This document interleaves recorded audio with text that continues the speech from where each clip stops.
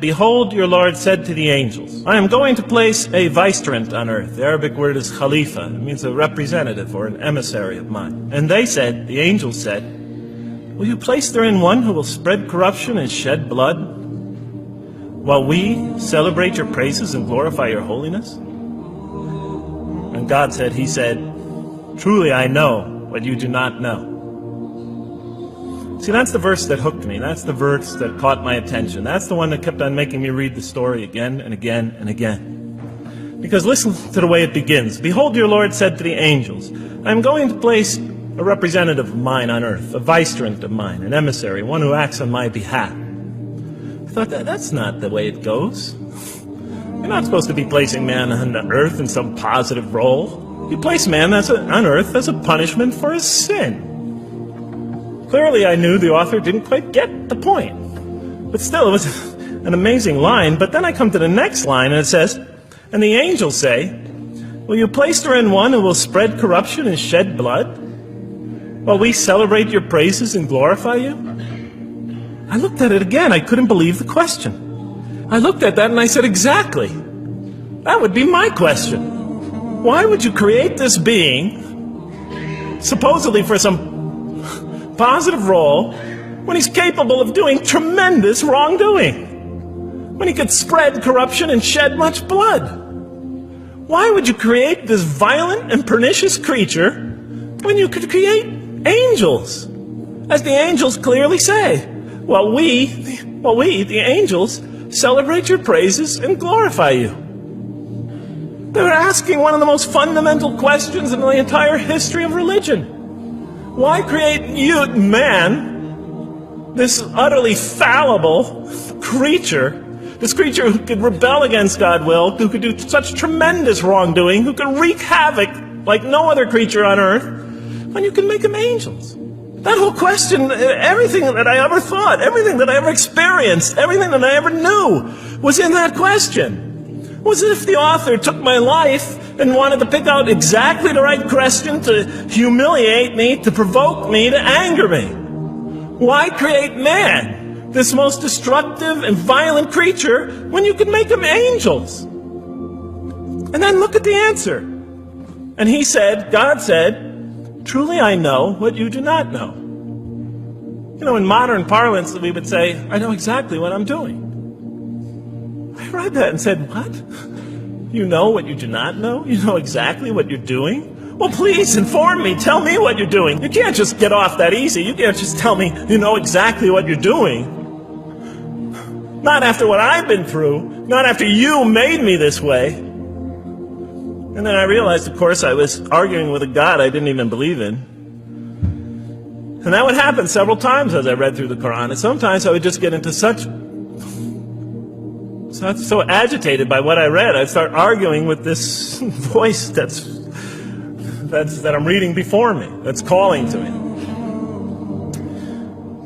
So we turn to the next verse. But it turns out that the Quran just doesn't dismiss the question. It starts to answer it a little bit. And in the next verse it says, and he taught Adam, God taught Adam, the names of all things. And then he placed them before the angels and said, tell me their names if you are right. So this verse is clearly referring to the previous one. But notice what it says. And he taught Adam the names of all things. So here we see Adam is not only just a creature who knows how to name things, who's acquiring the gift of language, but he's also a learning creature. God is teaching him. Now right here, right in this verse, and it'll come even clearer in the subsequent verses, that the very first thing that the Quran is going to emphasize here is man's intellect. He is a learning creature. He is taught. And what is he taught? What is one of the great intellectual gifts he's given in response to the angel's question? The gift of language. Because through language, mankind can not only learn, but he could learn things not only through his own experience, but he could learn things that other people have experienced of times and places that are hundreds, thousands of years and miles separated from him. And so that all our knowledge becomes cumulative. Every generation learning from the generation before it. I'm learning today from authors I read from other sides of the world that may have existed 2,000 years ago. And so we all contribute to our collective learning and knowledge. And so what I'll see later in the Quran, And the Quran will emphasize this again and again and again. Like in one verse it says, read in the name of your Lord who created a man out of a tiny creature that clings. Read, it commands the reader. For your Lord is most bountiful. Why is he most bountiful? What great gift did he give you? For he taught man the use of the pen, and through it taught him what he otherwise could not know. And he taught Adam the names of all things. And then he placed them before the angels and said, tell me their names if you are right. Okay, you have this you have this natural question about this creation of mankind. Here, this mankind is this human being, this human creature is a learning creature. He has many intellectual gifts. Here, I'm going to place these things before you. Tell me their names if you are right about man. And what did the angel say? Glory to you.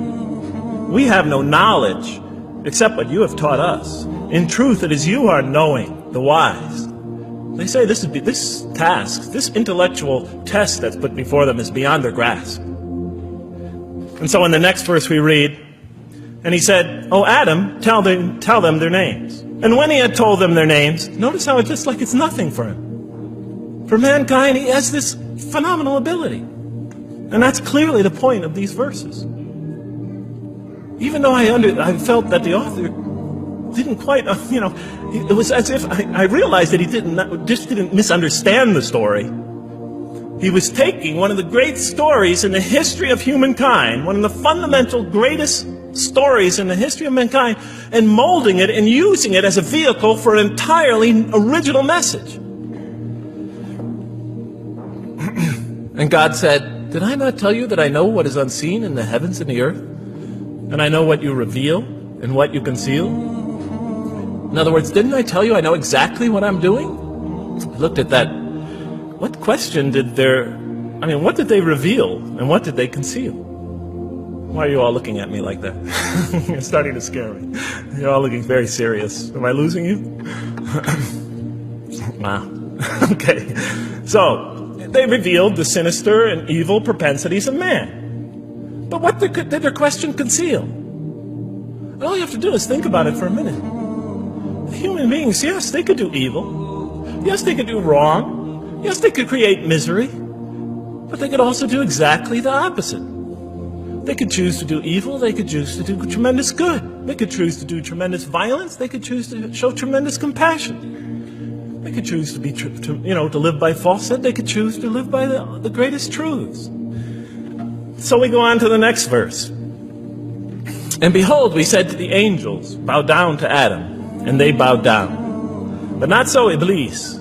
Iblis is like the father of Satan. He refused and was arrogant. He was of those who reject faith. An interesting statement. And notice why Iblis does not bow down. He refuses because he was arrogant. We often hear what's the root of all evil? In the West, it's always money, greed, etc.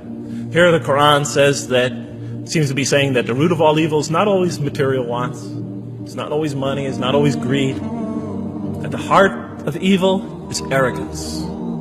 Putting yourself above all others. Of assigning to yourself special priority and neglecting the rights of others. O Adam, dwell you and your spouse in the garden and eat freely thereof what you wish. But come not near this tree, for you will be among wrongdoers. Then they make the mistake. But Satan caused them to slip and expelled them from the state in which they were. And we said, go all you down, some of you being enemies of others, will be adversaries of others. Some of you will be adversaries of each other. And earth will be your dwelling place and provision for a time. Let's go back from where we started. First, mankind is being taught. We see he's an intellectual being. Then we show he's a moral being.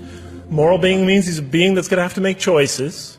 And then God gives him this choice. It's not a huge deal. It's not the gravest sin in the history of humanity by any means. It's minor by any standards. They make it, though. We see that God originally intended to put man on earth as his vicegerent. When does God finally put him on earth? What signals that he's ready to begin? He makes his first independent choice. It's not the worst deed in the history of humanity. It's minor on anybody's scale. But it shows that mankind is ready to act on his own.